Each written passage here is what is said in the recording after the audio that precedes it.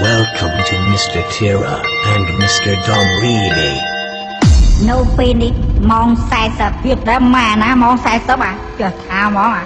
Con với chú anh sai mấy sai cho anh. Bán anh lên stop mà Ali.